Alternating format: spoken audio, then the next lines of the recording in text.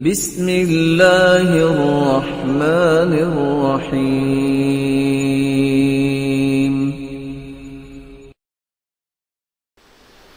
ان اللہ حرم علیکم عقوق الامہات۔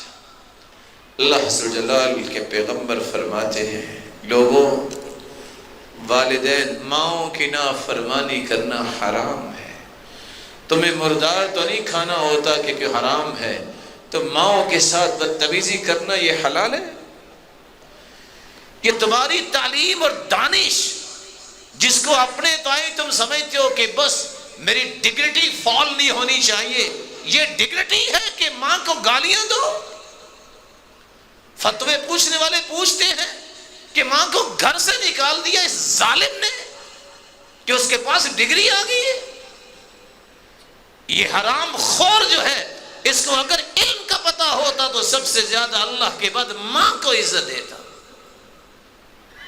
ان اللہ حرم علیکم عقوق الامہات، ماؤں کی نافرمانی بھی حرام ہے۔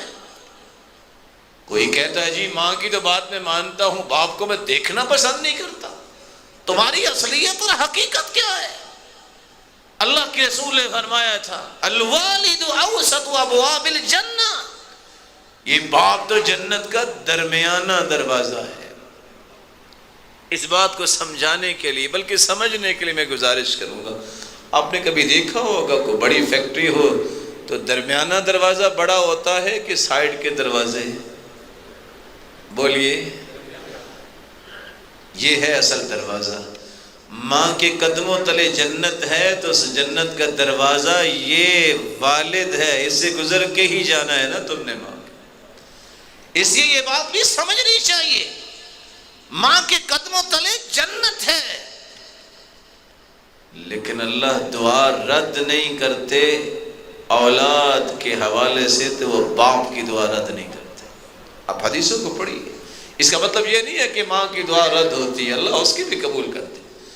دعوت الوالد لولدہ، یہاں دعوت الوالد کے الفاظ آئے۔